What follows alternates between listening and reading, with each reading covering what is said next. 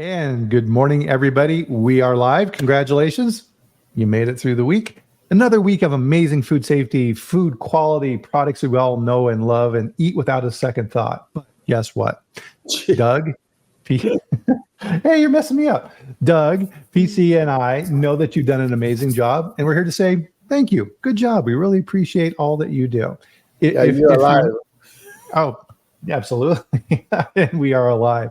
So if you're new to the chat, please join us. Pull up a chair. My name is Bryan Armentrout with the Food Leadership Group, and this is the Food Safety Chat Live, where every week at 8 a.m. Mountain Time, 10 a.m. Eastern on Friday on LinkedIn and X, we live stream and have a conversation around food safety. And what you'll notice if you're new is this is not a lecture. This is not us telling you what you need to do. This is meant to be a transfer of knowledge, and we've built an amazing community here of people who join us every week, and the interactions are absolutely fantastic. And so with that, guys, this is going to be a fun one today. So if you've been on the chat before, we lost PC, but he'll be back here shortly, I'm sure, you'll recognize the face of the gentleman next to me and the anonymous icon below him. So of course we have Dr. Douglas Marshall, Chief Microbiology Officer with Eurofins, and Pernendu Vasavada, Professor Emeritus at University of Wisconsin, River Falls. Gentlemen, how are you doing today? Wunderbar. And so for PC, he's always on the move. You know, there's something going on with the government. He doesn't like to talk about it. So, he's always in an undisclosed location. So we're glad that you can join us. Bryan, 2 words, witness protection. What's your new name going to be? Like Bob or what? What are you thinking? Doug. Doug? There you go. Although I don't know, it would be that much safer. So with that, of course, with PC, we cannot disclose his location. But for Doug, it looks like you're in a hotel room. So where are you at? I am in the great country of Texas today. As yes, they will tell you, even if you don't want to know, that they were once a country. So good old Texas. Of course, I'm in Loveland, Colorado, where we're having an absolutely beautiful fall. It is currently 51 degrees here, so I would imagine it's a little warmer in Texas. I think so. From what you know, pretty toasty yesterday. Nice. And so, PC, at your undisclosed location, how's your weather doing? Weather is perfect. It's a Indian summer, whatever that means. Yeah, that's a good point. So it's always good to see that with Tim, one of our road warriors here on the chat, that he's home, because a lot of times on LinkedIn, he's not too successful in getting home. So check that out. So Robbie, so it looks like he's got a book, AI for Food. Interesting. Well, thanks for posting that. Appreciate that. So as is the tradition on the chat, I don't know if you have access or not, Dr. Marshall, but please, everybody, join us for a drink of your favorite beverage. Cheers. Wonderful, wonderful. And you don't drink coffee, right, PC? Who, me? Yeah, I thought last time you didn't drink coffee. I survive on coffee. I always have coffee in my hand. There you go. Nice. So one of the traditions that we've now started on the Food Safety Chat, much to everybody's chagrin, is the dad joke. Gentlemen, are you ready for the dad joke? Unfortunately, yes. Okay, here we go. What do you call a microbiologist's self-portrait? Gram stain. A selfie. Yeah. Wow, wow, wow.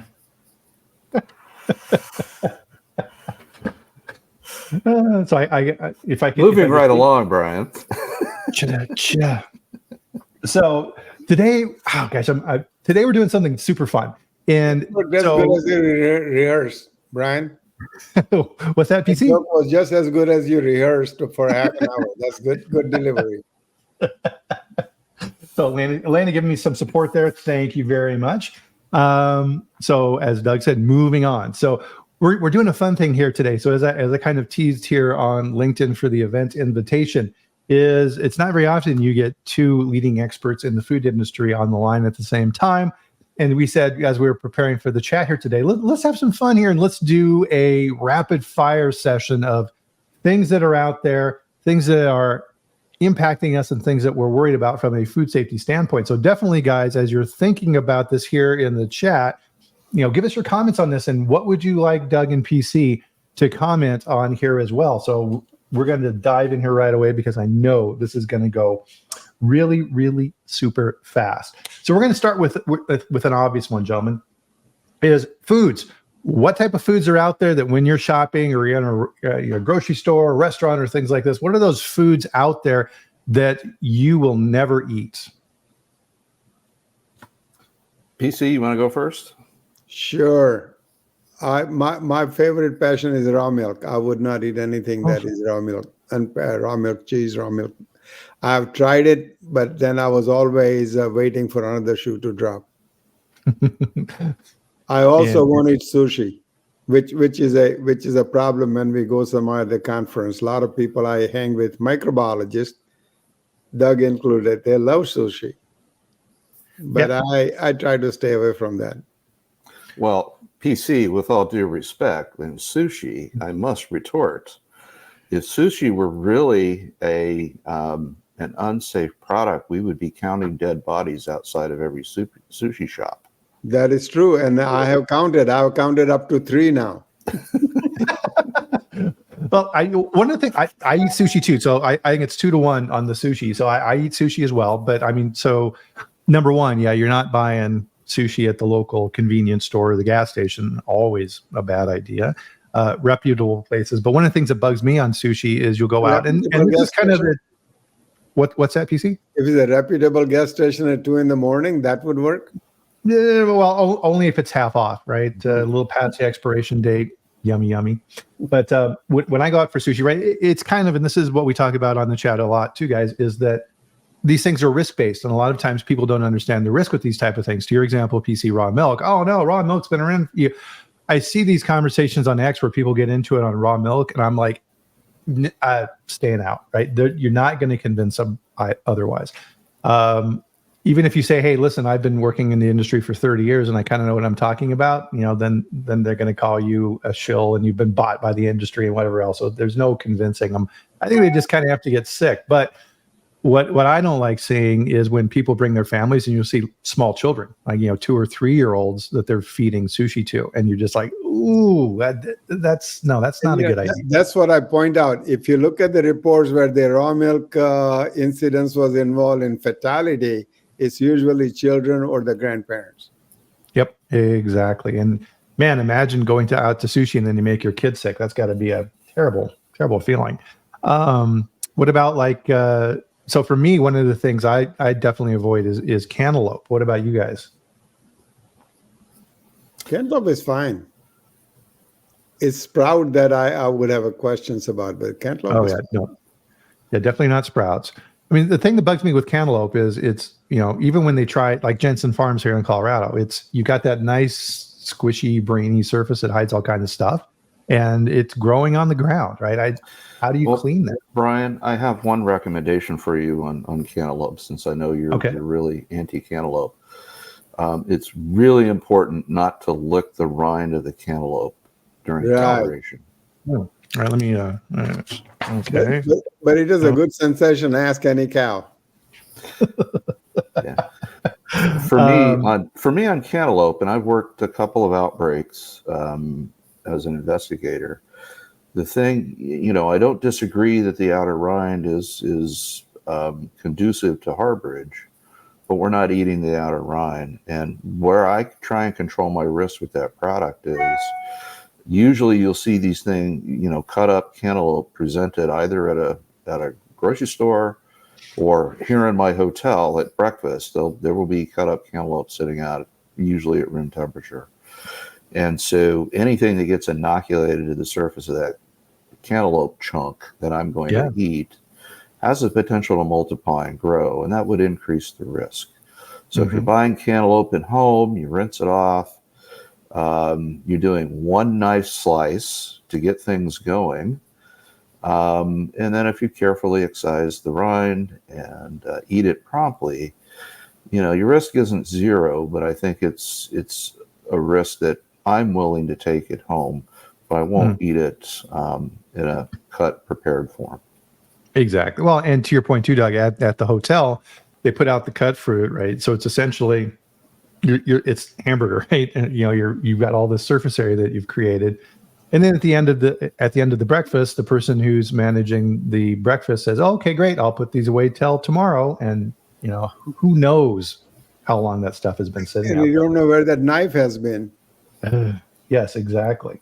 Yes, we got some good comments here. So Tim seconded the sprouts. Absolutely. Deli meat. Yep. Megan will get into that one for sure. Tim, thanks for the link. We'll check that out on the sprouts. I think Dr. Detweiler was touring some facilities out in California where they've got new growing techniques using hydroponics to keep the sprouts a little safer. So hopefully that works out. But I've also heard that could be doubtful, though. Yeah, people say hydroponic is safer, but I have heard about the incidents with hydroponically grown lettuce and all those kind of things. Yeah, there was a salmonellosis outbreak with hydroponic lettuce a couple of years ago. So right. Because I believe too, right? What salmonella can get inside the cells, right? Kind of in the interstitial area and kind of hang out, right? If I remember correctly. Well, salmonella is an all-entry pass. It can go inside everywhere and anywhere, all at the same time. Yeah, there's some research that shows that, but I'm not sure that that's been associated with outbreaks. Interesting. Let's see what other ones we got here on the list. Definitely bag salads. Oh my goodness, right? So same type of categorical risk there, right? Don't forget the raw eggs. Oof, yes. Oh, I disagree, PC. Your odds of getting salmonellosis with a raw egg is about 1 in 10,000 eggs. Well, that's 1 in 10,000 times problem for me. No, I understand, but I'll tell you how I manage my egg consumption is, I will occasionally eat an easy over egg with a runny yolk, but I won't eat put a raw egg in some sort of dish that doesn't have a kill step in it. So I'm partly with you, but again, I think the risk you're trying to manage is pretty low as long as you're getting good quality eggs. And FDA just had a shell egg recall last week or the week before, I think, from a producer that wasn't doing a great job in the hen house. Well, I agree with you, and I should have qualified my response. It is a personal biases, and I will put my bias against anybody else's bias. And anybody who thinks that food microbiologists don't have a bias, talk to Doug. Well, and part of it's personal, right? Is once you get food poisoning from something, you're never going to eat it again. When I was in college, we used to have, remember the frozen concentrated orange juice, the little containers? Mm-hmm. So I put one of those containers out to thaw, forgot about it, left it out on the counter for, I don't know what, a day at least. Said, oh, crap, my orange juice, and made up a big pitcher of orange juice and like a college kid, proceeded to drink most of it. And oh, my God, did I get sick. Yeah, You should have put some vodka or champagne in it. That's a sanitizer. Yeah, absolutely. Yeah, so poor college. So here's another egg risk. In Europe, you can buy shell eggs unrefrigerated in retail stores. Here, that's illegal. And so that's another control is, it's not going to eliminate salmonella. But, if you get a couple of cells in there, hopefully your immune system is strong enough not to be impacted by it. But when you think about I'm not going to name a brand name, but I don't know how many of you like to go out for breakfast or brunch at a place that does really good breakfast items. They will get a flat of shell eggs and oftentimes put them above the cook stove and leave them there all morning because they're just grabbing and cracking. And so the temperature of those eggs, let's say mid-morning when you finally decide to take care of your hangover, you could have some growth in those eggs. Good point. Now, I've heard, and let's see if you guys know on this as well, that the reason around the world that they have non-refrigerated shell eggs versus us is actually our process of cleaning the eggs and removing kind of an outer protective layer over the shell. Is that true, or is that just BS? Well, the salmonella is in the egg, so yeah, you can have some on the outer shell, but you're not eating that part of the egg, I hope. Right. So it's, when the hen is forming the egg in the oviduct, salmonella can get inside the egg, and so that's in my opinion where the biggest risk is. So the cleaning is just to remove soils from the egg. Gotcha. All the fun leftover stuff. Mm-hmm. So PC, you pointed out a good one here, and I'm sure if Corey Muse is listening, she's going to like this one as well too. Is restaurants, right? Dirty restaurants, and any tips around that on what to look for? Look for the clean restaurant. Oh no, I disagree, PC. You should only seek out food trucks with no warm running water, no toilet facilities, no chill temperature control of items that need that. But I think that's the best way to reduce your risk. But the food is good. I second that, Doug. I will not eat at food trucks. No, thank you. So here's a question here. I developed a fear of refrigerated foods after incidents. What can we do instead of avoiding them? Not quite sure what he's asking here. What do you guys think? Eat canned foods. If you can. Good point. Yeah, I mean, if you are immunocompromised, that is a irrefutable recommendation. Instead of eating fresh fruits and vegetables, eat canned foods. Yeah, but if he's talking about refrigerated food, I mean, you can cook it and then eat it too, unless it is something like fruit. Yeah, Noreen here. Hi, Noreen. Nice to see you. We haven't spoken in a while. If you see food safety issue, and this is part of the curse of working in food safety, right? You can't turn it off. And so if you're in a restaurant and you're seeing, to PC's point, a dirty restroom, no, out of there. You look up at the ceiling and the vents have never been cleaned and there's water dripping down and there's insects flying around or God knows what. You don't know. I like the trend with restaurants. I give them a plus if you have an open kitchen, right? You can kind of see back in there and see what's going on. You kind of get a good sense on that.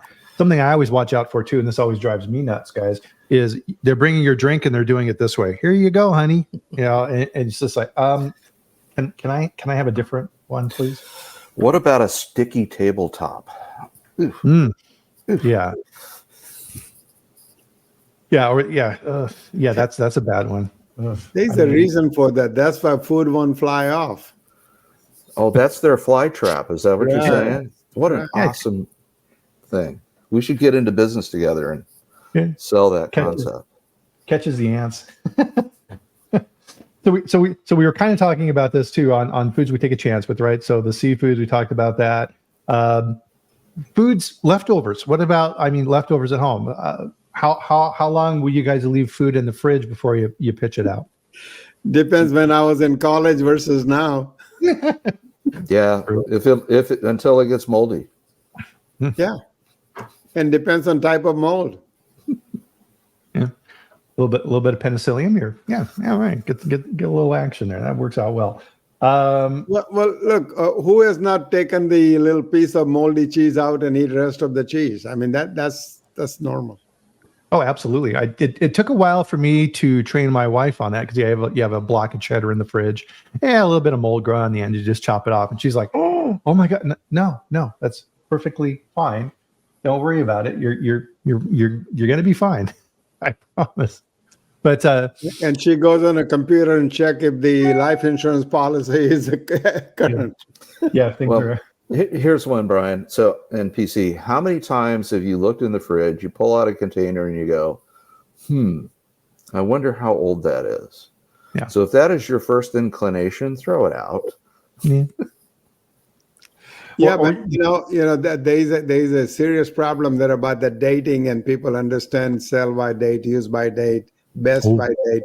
And we throw a lot of food away in this country because, like you said, your wife, a lot of educated people don't understand dates, and they would just throw things out. that's a good California point. just passed a law that outlawed sell-by dates Right. Yes. because people were throwing stuff out even though the product was still okay to eat at the sell-by date. And it depends on the product. If your yogurt in your refrigerator and the 2 weeks past date, there's no problem with that. Mhm. If anything, it'll get a little more acidic, a little more tart, but raspberry flavor still come through. If you can manage it, PC, I'll bring you out here to Colorado, and if you can convince my wife, the trip is free because Challenge accepted. Challenge accepted. I've failed many times before, and I might fail here too, but I've never been to Colorado, so that might be a good idea. Oh, yeah, as soon as that date hits, she throws it away. Marine said here, yeah, my friends say I take the fun out of eating. Yeah, I think all three of us, yeah, we've been in that boat as well. So speaking of, and somebody mentioned this earlier with deli meats, is boar's head. How can we not have this conversation without talking about deli meat and what's going on there? So last I heard, 10 people have died. A facility's been closed. Hundreds of people have lost their jobs. Everybody in the industry. I put a post on this. I think I had 20,000 views on the post on this for boar's head. Everybody's going, what the hell? You read through the reports, and it's just like, oh my God. So consumers look at this, and I'm kind of approaching this from the consumer view, is people look at these type of issues, and I've had multiple people say this to me, guys, is I'm never eating boar's head again. What say you? I would be in that camp, Brian, simply because what happened in that Virginia facility, all kinds of potential influencing factors. But at the end of the day, that company has a lack of food safety culture. Mm-hmm. So just because they have a bunch of other products out on the market from other manufacturing sites that weren't involved in the recall and weren't involved with the outbreak, who's to say that the food safety culture at those other facilities is anything better than the one in the Virginia facility? Right. And then lastly, how long have we known that Listeria monocytogenes is a risk in deli meats? And, we went a few years without any major outbreaks because people got it. Mm-hmm. What did this company miss? And my own opinion is one of their big misses was they were relying on alternative 3 that required sanitation alone. So they weren't adding an antimicrobial to the package to prevent growth. Mm-hmm. They weren't doing a post-packaging intervention like HPP.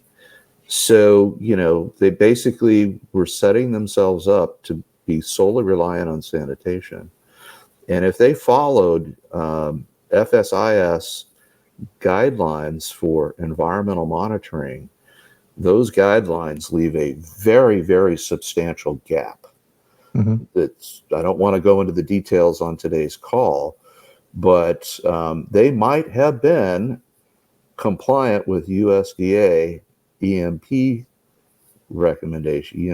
expectations, and they still killed people with their product. Ugh. So that's my thinking. PC? I agree with you, and I didn't believe in the food safety culture crusade, but I'm coming as a late converter. This starts from the top, and yep. As long as you say it's a good enough for government job and shove the things under the rug, so to speak, sanitation is a good tool. It's an efficient tool if you do it right.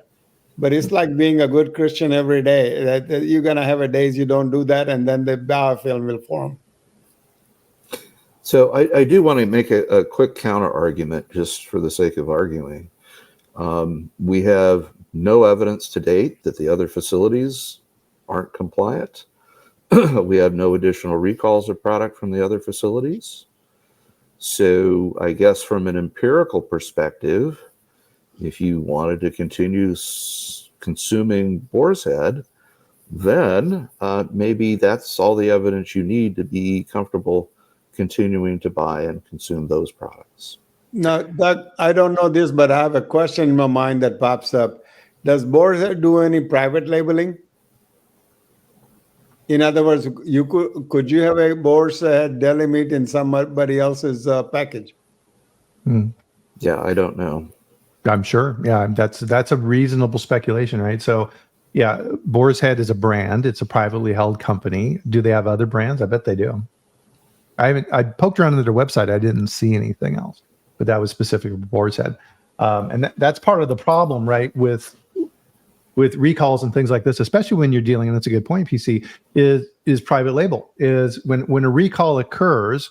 So, for example, we had the big recall in Canada recently with Silk soy milk and Great Value that were manufactured at a facility. How many people here can name that facility, right? We know about the recall, but we don't know where it was made. I do. I did some research around it, but I had to do some poking around to find out who it was. Right? If it's co-packed private label, you have no idea. Carl brought up an interesting point that the Virginia plant was inspected by state inspectors rather than federal inspectors. And I'll just thank Carl for the comment. But here's the thing: there should be following, USDA inspection. And if a company finds listeria in the environment, all they have to do is to demonstrate that they remediated that particular item. So they may have gone months knowing they had listeria in the environment, but if they said, "Yeah, well, we just went back and cleaned and sanitized and we retested and we didn't find it again." Well, isn't that the difference between how USDA regulates versus how FDA regulates? A little bit. FDA also gives you the potential for you find one, as long as you remediate it and don't find it again, you're okay. Right. Of course, it depends on the product, right? If it's infant formula, I doubt that you find it and you continue shipping product that was produced on that equipment, that it's okay. But at least that's what their guidance document says. But and as far as the state inspector going to inspect for the federal, that is normal thing. I mean, FDA used to always contract with the state because there is not enough manpower. And I've heard from some companies in Wisconsin that the same guy comes to inspect and is totally different guy when he inspects you from FDA standpoint versus from the state standpoint, because state might be a little more relaxed sometimes. Well, and so USDA does that. FDA does that as well too. Right? They will contract out FDA inspections. They train those inspectors to how to do that when they acting on their behalf. Yep. So what I'm going to be curious to see coming out of this whole Boar's Head thing is, right, so they have the blue ribbon panel that's going to be investigating. So Frank Yanis has been appointed interim head of food safety for Boar's Head, reporting directly to the president. Separate question on that is okay, who was that person before? Did they have anyone? Right, that's a problem. What I want to see coming out of this is transparency. I want to see what they find. Right. So to Doug's point, are the other facilities within the Boar's Head production network implicated? We don't know, but I think they need to do a really good job of persuading and convincing the public that the other plants aren't an issue. So kind of guilty until proven innocent in my mind. What do you guys think of that? Well, most business managers look at food safety as on the cost side of their P&L. Right. And when you are trying to improve profits, there's really two ways you do that: sell more products, reduce your costs. So those of us in food safety, we're always pitching to upper management to adequately fund what we need to do our jobs, and that we feel comfortable. Whoever's pushing the little green button, PC, that says ship this lot, whoever's making that decision, what are the data points they're viewing on whether or not they feel comfortable shipping that lot? Yeah. And so it wouldn't surprise me if their food safety programs were grossly underfunded, and that would include preventive maintenance of the facility. Well, the peanut butter incidents already pointed out that if you are the person who says ship it anyway, there might be some consequences down the road. Exactly. And that's when you ask yourself, do you look good in the orange outfit. Yep. Yeah. So yeah, sanitation gets squeezed, food safety gets squeezed. Right? It's like, okay, how much can we get out of this? So a while ago, Dr. DeFeo from the Duran Institute was on, and he gave me a good quote that stuck in my head. He's like, okay, well, you think that these type of things are costs within your company, and they really don't provide any value to the bottom line. Send all your food safety and quality people home for a week, and why don't you see what happens after that? I think we should form an NGO that advocates for food safety professionals. And what I would like to see is take a business operator's lead salesperson, find out what their compensation is for the year, and make your head of food safety and quality equal in terms of their compensation. Well, Doug, I tell people you should look at what they're driving. Salespeople driving a big SUV and Jaguar, and I still have a 10-year-old pickup truck. Exactly. Yep. So yeah, part of that because revenue protection is just as important as revenue generation. Sure. Right. We all have car insurance, right? It's there for a reason. So on that note too, moving on from the boar's head is foods that are out there that's absolutely drive me crazy. So as you guys know, on the Locals platform, locals.com, I've got a free service, and I scour all the different sources out there of food safety recalls and the food safety news from Bill, and post information on that platform so people can quickly see what's going on, at least from my perspective. One of the things that pops up, it seems like almost every other week, is these foods that continue to have recalls and they're still on the market. And the one that the poster child for me is, so PC, you talked about raw milk. Another one is enoki mushrooms. Holy crap. I mean, it seems like every other week there's a recall for listeria in these enoki mushrooms. Why do these things remain on the market? Because people still buy it. Yeah, with the enoki mushrooms, the big problem is they're grown overseas. They're a refrigerated product. They're shipped over here. And if you get listeria on those mushrooms, either during growing or during processing, now you've got a long time period under refrigeration conditions where the microbe can start multiplying and growing.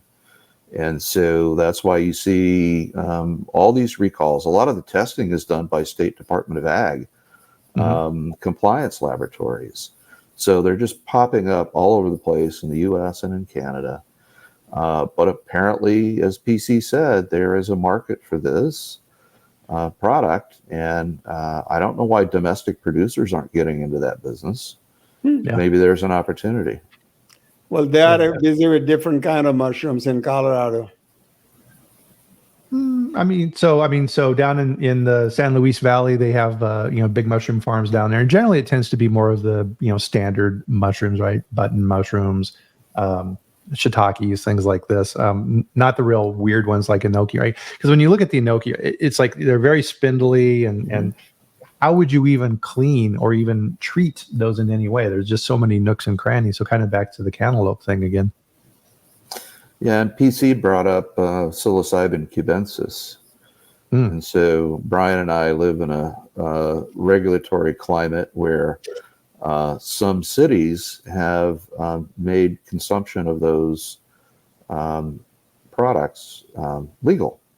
Yeah. And so now there is some folks that are also thinking about how we can deliver this mushroom in a convenient dosing form. So, just like THC and CBD, people are rushing to get into, let's make a beverage, let's make a gummy, let's make a leather. Don't forget brownies. Yeah, those don't have the kind of shelf life you need for.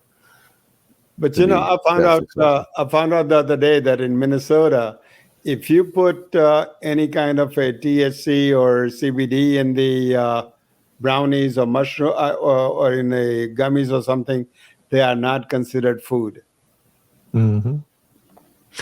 Yeah, so here in Colorado, the industry is regulated by the Department of Health, right? So most of the inspectors that are going to these locations, at least the last time I checked on this, are essentially people who inspect restaurants, right? Not food manufacturing inspectors. Different skill set of what they're looking for.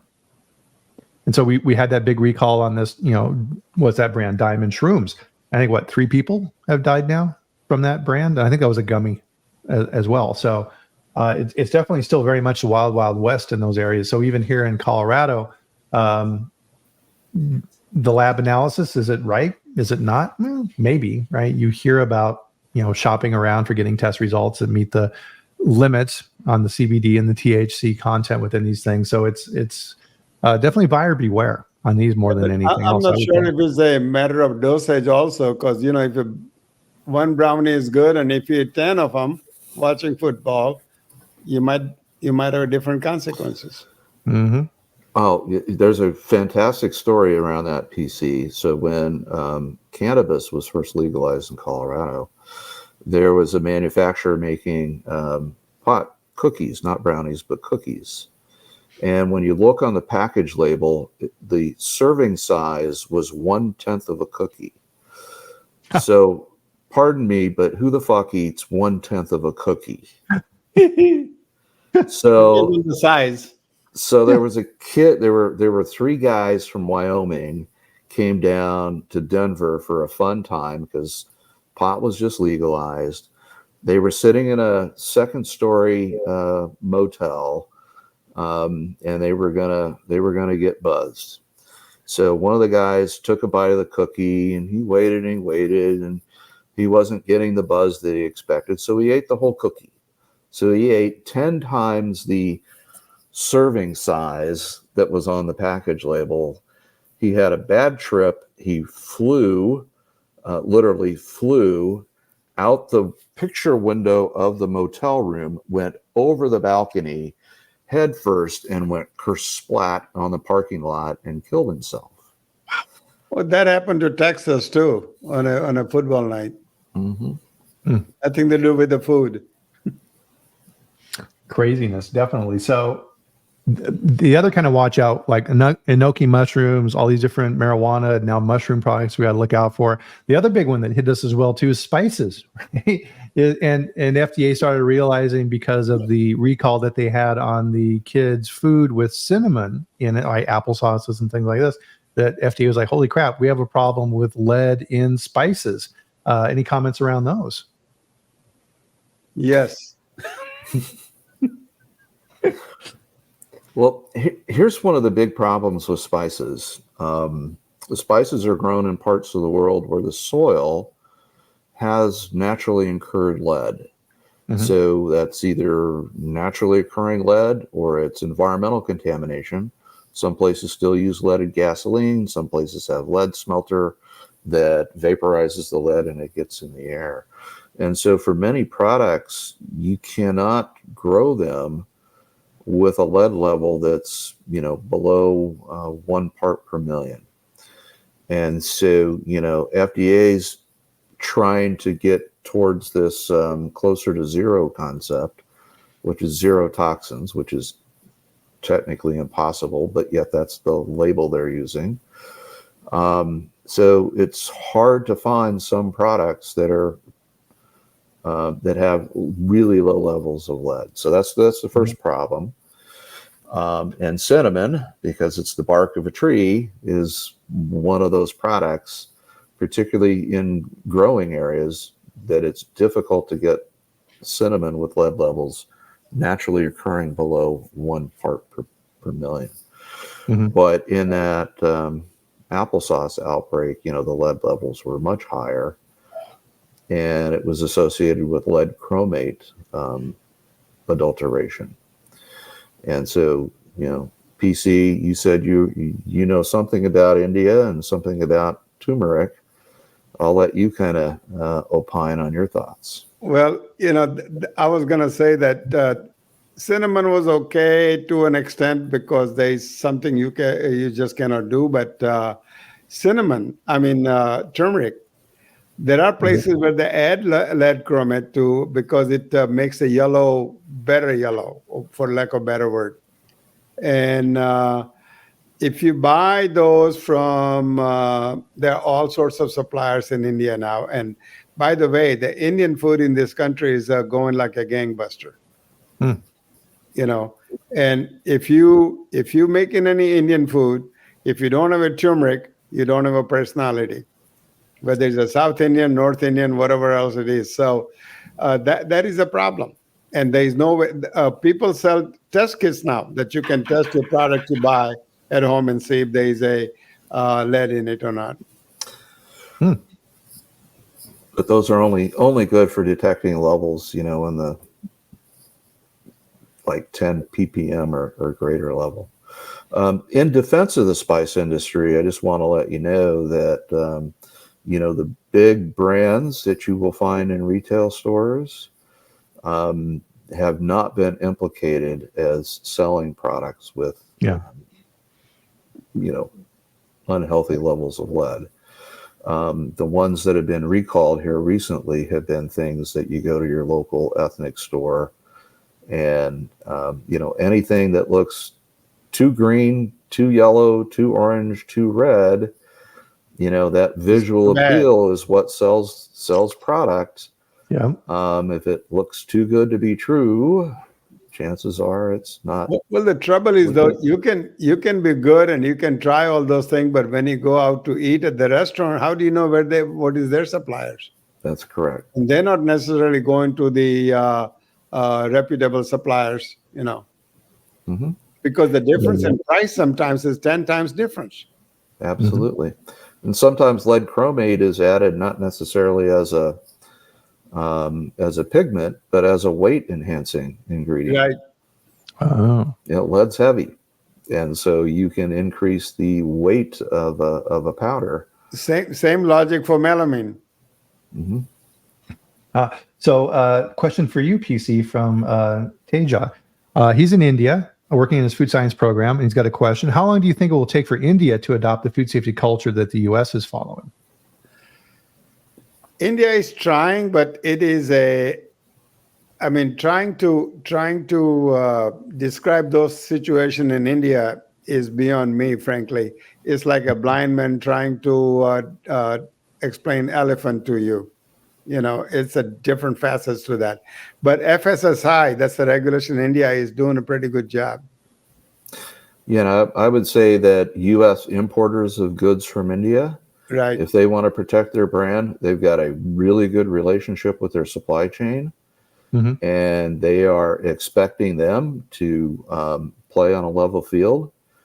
And the local suppliers in India know that if they screw up, they're going to lose that business. So they are highly motivated to get it done correctly.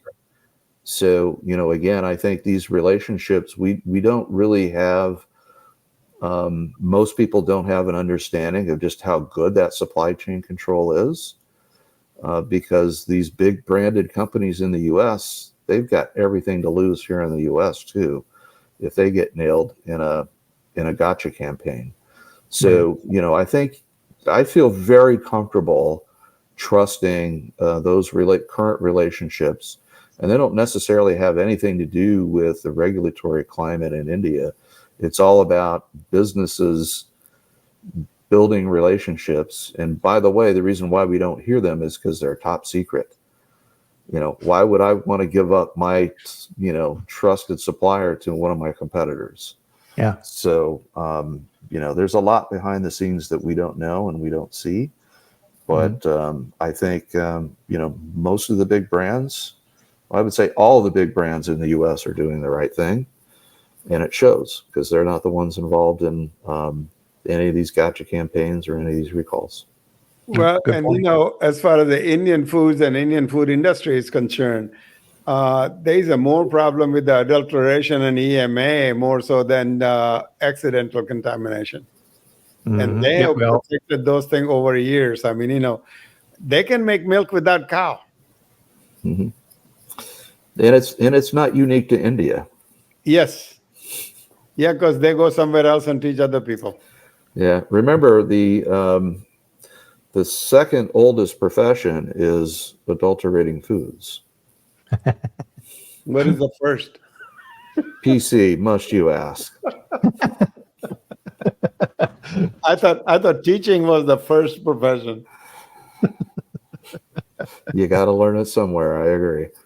Yeah. So something that's been really floating out there that really blew up, and then I haven't heard a whole lot about, so I want to get your guys' opinion on this, is the Supreme Court ruling around Chevron and Loper Bright and the impact on the food regulatory world.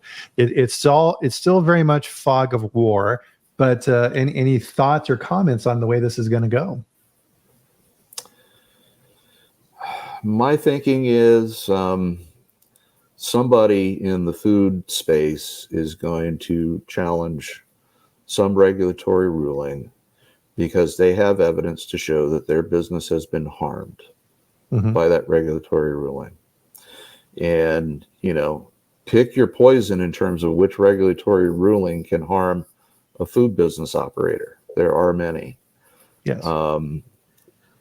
Now, whether it's worth paying your lawyers for the challenge or not, I don't know.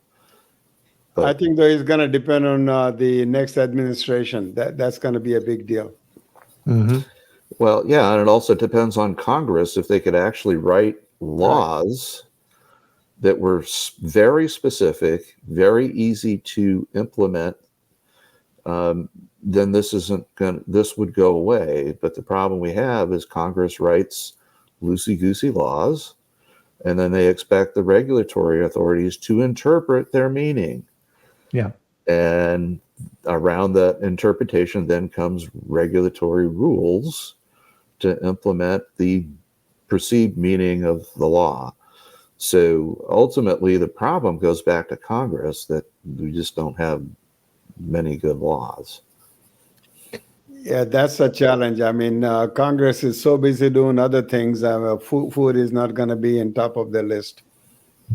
Yeah, they're so busy trying to get themselves reelected rather than actually. Right. Unless there is a big outbreak and there is a big consumer uproar, then they might try to do something, or. Oh, and that's kind of why FSMA was passed in the first place, right? We had some really serious food safety issues. People got mad about it, and then Congress did something about it. So yeah, but then they would do something. I mean, look at this. The Jack in the Box caused big changes in meat industry, and a lot of good came out of that. But then, you have a mandatory HACCP for everybody. I don't know how good it is or how good does it do, Yeah. Well, we haven't seen a decline in the number of foodborne outbreaks. No. Yeah, but the meat industry is a lot more cleaner, I hear. I don't know for firsthand, but I hear a lot more cleaner than what it used to be. They're sure buying a ton of peracetic acid and other processing aids, that's for sure. Whatever the reason. Somebody benefits from that. But I tell you what, I have not heard the word like biofilm and salmonella on the CNN and ABC and those kind of things until recently. True. So I kind of wanted to look a little bit forward here as well, too, and get your prognostications. What do you gentlemen see coming down the road? What are some of the new things that are coming from a food safety standpoint that you're keeping an eye on?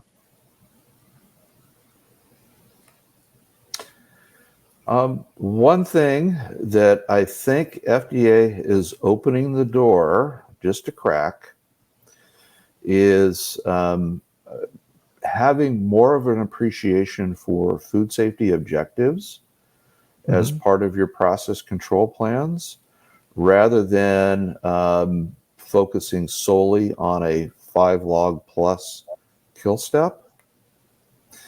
And so that, I think, has some benefits for industry, because if you can daisy chain process operations together and give you the control over pathogens that you want, is it truly necessary to have that 1 5 log kill step?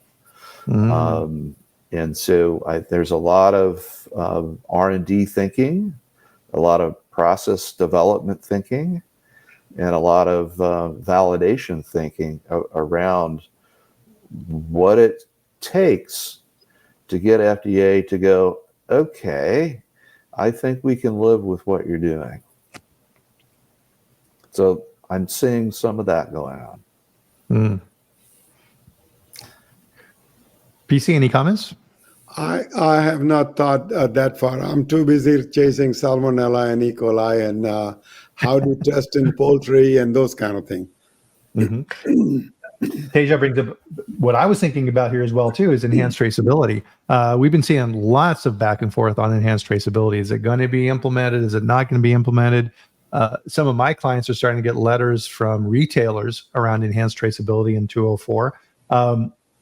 Any thoughts around that? Which direction is enhanced traceability going to go? Who's going to lead that? I think it's a good thing to do, but it's going to be the devil's is going to be in the detail. You know, traceability started before FSMA ever started, way back.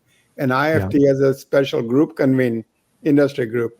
And we talked about one step forward, one step back, and thought it would be good. Enhanced traceability would take a while to do that. But now with the new tools, you know, blockchain and whatever else, I mean, it might be easily doable than it was 10 years ago. Mm-hmm. What do you think, Doug? Oh, I disagree completely, PC. Good. In a friendly way. No, I think the industry needs at least another 10 years. And I'll give you the reasons why. Number one, people do not understand, and people, I just mean all of us, right? Do not understand truly how complicated the supply chain is, truly how many different hands materials, ingredients go through before they show up on a grocery shelf or at a restaurant. And right now, the law or the ruling says there's traceability is only required for a certain subset of the food supply. Right. And Bryan, to your point, where retailers are now asking everything to be traceable, they're taking a really challenging task and making it truly impossible. Mm-hmm. And the deadline is 2026. So we're a little over a year away. So my thinking is that deadline is going to be extended for practical reasons. You know, this isn't the industry just saying we don't want this. This is the industry saying this is ridiculously difficult, much more so than some traceability gurus claim it is. Mm-hmm. Technology is not the solution because you have to have an enormous amount of labor put forth to be able to make this stuff work. That's going to cost companies money. That's going to trickle down to the consumer. So, you know, I think if we can be a little bit more patient to make this happen, you know, it could be as simple as just putting things on a spreadsheet. Okay. So if you're a simple processor, you've got a simple supply chain, maybe you're already compliant.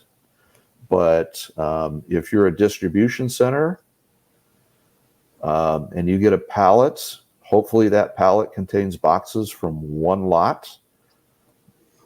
But when you start picking boxes out and sending 3 boxes to this retailer, 6 boxes to another retailer, 8 boxes on this truck that goes to 14 restaurants. Oh, and by the way, we've finished that pallet. Now we need to go to another pallet. Well, guess what? I'm pulling a box with a different lot code on it. Yeah. You know, that's just one pallet example of how complicated this is. Mm-hmm. Well, and now also through in new markets, e-com. Right? Now people are getting food to these secondary companies. Just it's a logarithmic explosion of complexity through this entire process. I mean, the only side I can think of that does work that may be a route forward on this would be everything gets back to money. So retailers are really good at making sure that the barcodes on the products and that you pay for those things is correct. So they can look at it from that standpoint and say, okay, well, we can put a barcode on things and track it like that, but that's a static entity. To your point, Doug, there's constant changing and flexing. So is there some way to create some type of a coding system that when you make those type of changes would go with that? And to your point, then you also have the technology. You have to have that in place. And these systems have to be worldwide, because all these products that are coming into the US, like, I don't know, enoki mushrooms. And how do you, it's got to come from the retailers, is my viewpoint on this, is that it's got to be pushed backwards so that we're standardizing, and the retailers all need to decide on how they're going to standardize, and then show the manufacturers how to do that and build into the system. But to your point, but I think technology would have an answer to that in near future. Well, let me give you another example. I like potato salad, and a lot of potato salads have diced onion and celery. So someone might say, okay, trace those diced onions and celery. Okay, so I know who my supplier is, so I can go back to that supplier. Say, okay, this package of potato salad, where did the onions come from? Mm-hmm. And that supplier's got to go back and try and figure out, well, who was the primary processor of those onions? So I'm just a dicer. So I buy onions from any number of different brokerage houses that sell onions. Yeah. So can I take a piece of onion out of a potato salad and say, I know exactly where it was grown? It's impossible. Yeah. I don't care what kind of technology you have. You cannot do that. Mm-hmm. Yep, agree. And then to a point I think it was made here in the comments as well, this all assumes people in the food supply chain that are honest and want safe food, right? And they're just not, hey, you got some cheap onions? Oh yeah, I got this pallet of half good, half bad onions. Yeah, I'll take them, right? I'll pay you 10 cents on the dollar for them. Okay, sold, right? Yeah, but to expect that would be going against human nature. You're not going to find everybody doing right things. So the answer is don't eat potato salad when there is no traceability. Mm-hmm. No PC. I can't live a life without potato salad. Yeah, it would be a boring life. Well, and then we don't have time to talk about this one, but then you get into new emerging pathogenic risks. So with the potato salad, Bacillus cereus. We should do a different topic on that. That's going to take a while. Yeah, I mean, all these new emerging products, these plant-based products that are now at a higher risk for Bacillus cereus that people weren't really paying attention to in the past. And I think Teja here, who's on fire today, thank you very much for your comments. This is a good one to kind of end our conversations. At the end of the day, did the consumers really care? Is this all just craziness that we're talking here about on the chat? What do they really want to know? Do you really want to know when you go out to that restaurant what's going behind, what's taking place in the kitchen? Personally, I want to know the name of the hen that laid my egg. So, Dorothy. Her name is Dorothy. No, I think Deja's right. Most of us, we just trust the supply chain. We trust our retailer. We trust our food service operator. But there's a whole group of our society where they want to know that sort of thing. They want to know where that hamburger patty, where that cow came from. And they want to know, was it organic? Was it, pasture raised? That's why there will be market for the local processor and the niche companies. Because, you could know that if you buy from the local butcher who goes to the, has a slaughterhouse. And that's one of the things that an open, free society allows us to pursue. Right. Are all these expectations that for many seems kind of silly, but for others that's their MO. And if there's money to be made, by golly, someone's going to be able to deliver what the customer wants. Mm-hmm. So whether that has food safety implications or not, we'll find out. Yep. I mean, we're in a new age, right? We're this whole information age and all those sources of data out there. And a lot of times the data is true, but it also may be false. And I think as consumers, we're all developing a skill set of developing our BS detector. And I know definitely for me, you have that skeptic attitude now of, okay, you're saying this, but I want to make sure that it's true. And I think that rolls over into food safety, definitely.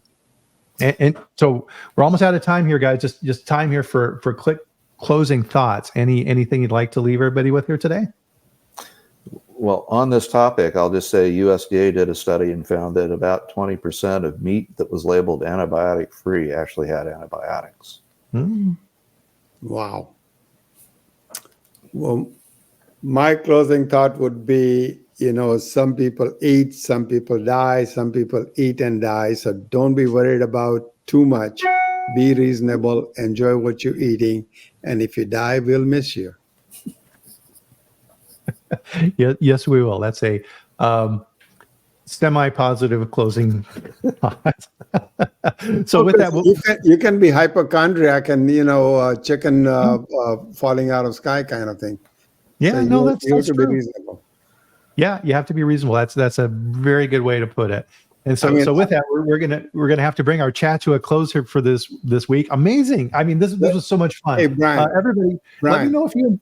Yeah, Brian, PC. What? Let me finish with this. A friend of mine went to Afghanistan to do some HACCP training, and when he was landing in Kabul, first thing that they put a helmet on is and give him a flak jacket. You don't want to think about the HACCP at that time when you were dodging bullets. So it depends. That's true. It's all relative. So with that, thanks, Doug. Thanks, PC. Fantastic. This is so much fun. I enjoyed this. Getting the commentary on from the expert and amazing questions as always from the group. Thank you very much. So we will close out the chat for this week and join you next week at the same time. So 8 a.m. Mountain Time, 10 a.m. Eastern, for the next edition of the Food Safety Chat Live. In the meantime, go out and have a good weekend. Don't worry too much. Enjoy, right? Have a good time. Have a good life. Take care of food safety and know that good people like Doug and PC are out there helping to make sure that food that you eat is safe. So thanks, everybody, and we'll see you then. Thanks, Doug. Thanks, PC. Thank you. Bye now. Bye.